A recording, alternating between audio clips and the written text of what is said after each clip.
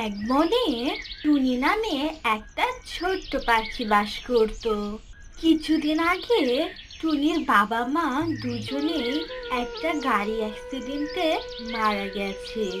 এরপর থেকে টুনি অনাথ হয়ে একাই বসবাস করত। একদিন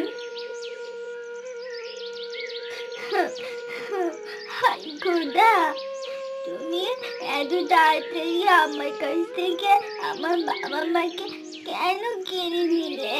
আমি একা যে একদম অসহায় হয়ে পড়েছি, আর আমার ঘর কোনো খাবারও নেই। আমি ছোট বলে কেউ আমাকে কাজেও নিতে চায় না। যে করেই হোক আজ আমাকে কাজ পেতেই হবে, না হলে যে আমি না খেয়ে মরে যাবো। এই কথা বলে টুনি কাজ খুঁজতে বেরিয়ে যায়। আর কাজ খুঁজতে খুঁজতে টুনি একটা মুরগির খামারের কাছে চলে আসে। এরপর টুনি খামারের মালিক বিউটি পায়রাকে বলে, আন্টি, ও আন্টি, তুমি আমাকে একটা কাজ দিবে? তুমি যা কাজ দিবে আমি তাই একদম ঠিক করব। আমি তোমার মুরগির ডিম বাজারে গিয়ে বিক্রি করে দিব, আর মুরগির দেখাশোনাও করব। দাও না, দাও না বিউটি আন্টি, আমাকে একটা কাজ দাও না। কাজ না করে, টাকা না জোগাড় করলে আমি যে খাবার খেতে পারবো না। আমার যে খুব ক্ষুধা পেয়েছে। টুনির এমন কাকুতি মিনতি শুনিয়ে বিউটি পায়রা হাসতে হাসতে বলে, এতটুকু পিচ্চি মেয়ে আবার তুই কি কাজ করবি রে? আচ্ছা, ঠিক আছে, তোর যদি এতই কাজের প্রয়োজন হয় তাহলে তুই আমার মুরগিগুলোকে খাবার দেওয়ার দায়িত্ব নে। এটাই তোর কাজ, ঠিক করে করতে পারবি তো? একদম ভালো করে কাজ করতে হবে কিন্তু।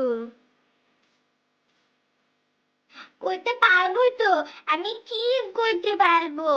তুমি আমাকে দায়িত্ব দিয়ে দেখো না, আমি সব কাজ ঠিক করে করবো। এরপর টুনির কথায় খুশি হয়ে বিউটি পায়রা টুনিকে মুরগির খামারের কাজ দিয়ে দেয়। আর টুনিও খুব মনোযোগ দিয়ে প্রতিদিন নিজের কাজ করতে থাকে। এভাবেই বেশ কিছুদিন কেটে যায়। এরপর একদিন, বিউটি আন্টি, ও বিউটি আন্টি, দেখো না, এই এতগুলো মুরগির মধ্যে আমাদের যে একটা হাঁস ছিল, ওই হাঁসটার পায়ে ঘা হয়েছে। আমি তো এতদিন থেকে টেরই পাইনি। তাহলে তো এই হাঁসটাকে কাটতে হবে। পায়ে যখন ঘাই হয়েছে তাহলে আমি এটাকে রান্না করে খাবো। না না, না না আন্টি, হাঁসটাকে কাটলে তো হাঁসটা অনেক ব্যথা পাবে। তার চেয়ে বরং তুমি আমাকে এই হাঁসটা দিয়ে দাও, আমি এই হাঁসটাকে বাড়িতে নিয়ে গিয়ে অনেক যত্ন করব।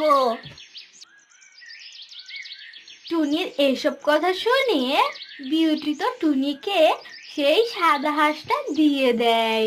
আর টুনিও সেই সাদা হাঁসটাকে নিয়ে খুশি মনে নিজের বাড়িতে চলে যায়। এরপর টুনি বাড়িতে গিয়ে সেই সাদা হাঁসের পায়ে হলুদ বেটে লাগিয়ে দেয়। এভাবে কিছুদিন কেটে যায়।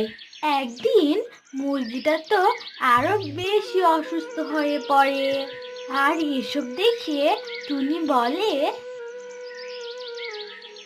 এখন আমি কি যে করি, আমার এই সাদা হাঁসটা তো সুস্থই হচ্ছে না।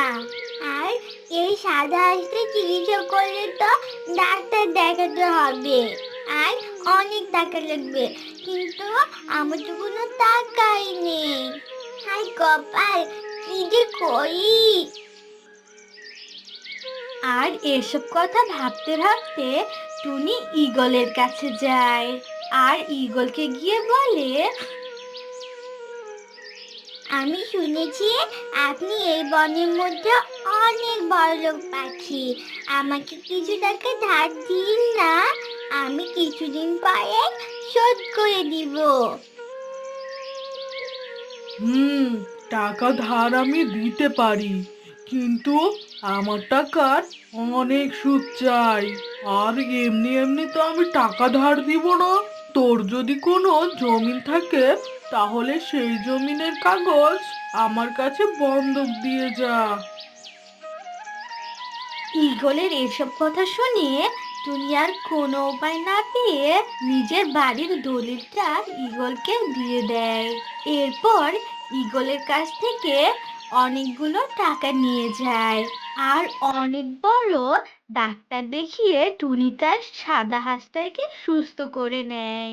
এরপর থেকে টুনি তার সাদা হাঁসটাকে নিয়ে নিজের বাড়িতে থাকতে শুরু করে দেয়। এরপর একদিন বাড়িতে কেউ আছে? বাড়িতে কেউ আছে নাকি? কোথায় গেল এই টুনি? আমি বাড়ি নিতে এসেছি। এই বাড়িটা এক্ষুনি খালি করে দে আমাকে টুনি। ঈগলের এমন চেঁচামেচি শুনে টুনিও বাহিরে চলে আসে আর ঈগলকে দেখে বলে, আমাকে আর কিছুদিন সময় দিন, আমি আপনার সব টাকা শোধ করে দিব। দয়া করুন, দয়া করুন আমার উপর। এভাবে আমার কাছ থেকে বাড়ি কিনে নিবেন না। দয়া? ঈগল কখনো কারো উপর দয়া করে না। বেরিয়ে যা, বেরিয়ে যা বলছি, না হলে কিন্তু বলছি আমি তোকে ঘাড় ধাক্কা দিয়ে বাড়ি থেকে বের করে দিব। ঈগল এই কথা বলে টুনিকে তার নিজের বাড়ি থেকে বের করে দেয়। এরপর টুনি নিরুপায় হয়ে তার সাদা হাঁসটাকে নিয়ে বাড়ি থেকে বেরিয়ে যায় আর বনের মধ্যে অসহায় হয়ে হাঁটতে থাকে। আর হঠাৎ করেই টুনির হাত থেকে সেই সাদা হাঁসটা নেমে বনের মধ্যে দিয়ে হাঁটতে থাকে আর দৌড়াতে দৌড়াতে একটা গুহার মধ্যে ঢুকে যায়। টুনিও সেই হাঁসের পিছনে পিছনে দৌড়াতে থাকে আর এক সময় টুনিও সেই গুহার ভিতরে ঢুকে হাঁসটাকে ধরে নেয়। আমার কাছে তো কিছু নেই, আর তুইও আমার কাছে থাকতে চাস না? তুইও আমাকে ছেড়ে চলে যেতে চাস? কেউ আমাকে ভালোবাসে না, কেউ না। এসব বলে টুনি হাঁসকে নিয়ে অনেক কান্না করতে থাকে আর সেই সময়ই হঠাৎ করে একটা কোথা থেকে যেন তান্ত্রিক সেখানে হাজির হয় আর টুনিও সেই তান্ত্রিককে দেখে অনেক ভয় পেয়ে যায় আর টুনি ভয় পেয়ে কাঁদতে কাঁদতে বলে, আমাকে মেরো না, আমাকে মেরো না, আমি কারো কোনো ক্ষতি করিনি, আমি এক্ষুনি এই ঘর থেকে চলে যাচ্ছি। এই বোকা মেয়ে, কাঁদছো কেন? আমি এই গুহার মধ্যে অদৃশ্য হয়েছিলাম। তুমি এতক্ষণ যেসব কথা বলছো আমি সব শুনেছি। আমি তোমাকে সাহায্য করতে চাই। আমি তোমার এই হাঁসটাকে মন্ত্র পড়ে দিচ্ছি। আজ থেকে এই মুরগি ইচ্ছে পূরণের মুরগি হয়ে যাবে। তুমি এই মুরগির কাছে যা চাইবে তাই পাবে। এই কথা বলে তান্ত্রিক মুরগিকে মন্ত্রভূত করে দেয় আর তান্ত্রিকও সেখান থেকে চলে যায়। অন্যদিকে টুনিও তো খুশি মনে গুহা থেকে বেরিয়ে আসে। এরপর টুনি নিজের সাদা হাঁসকে বলে, আমার সাদা হাঁস, ও আমার হিজপুরনে সাদা হাঁস, তুমি আমাকে একটা টাকার বাড়ি দাও তো। আমার একটা টাকার ঘর চাই।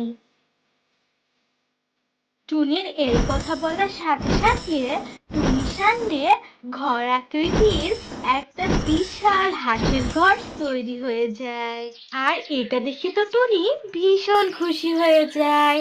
এরপর থেকে টুনি তার সাদা হাঁসটাকে নিয়ে সেই ঘরের মধ্যে থাকতে শুরু করে। এরপর টুনি আবার তার সাদা হাঁসকে বলে, আমার তো একটা সুন্দর বাড়ি হয়েছে, এবার আমার খাবার জোগাড় করার জন্য টাকা চাই। ও আমার সাদা হাঁস, আমাকে খাবার জোগাড় করার জন্য কিছু টাকা দাও না। টুনির এই কথা বলার সঙ্গে সঙ্গে সাদা হাঁসটা একটা সোনার ডিম দেয়। আর তা দেখে তো টুনি ভীষণ খুশি হয়ে যায়। তারপর টুনি সেই সোনার ডিমটাকে নিয়ে গিয়ে বাজারে বিক্রি করে দেয় আর অনেক টাকা পায়। তারপর থেকে টুনির বেশ ভালোভাবেই দিন কাটতে থাকে। অন্যদিকে টুনির এত উন্নতি দেখে বনে তো কানাঘোষা শুরু হয়ে যায়। ঈগল তো সব শুনে মনে মনে বলে, আমার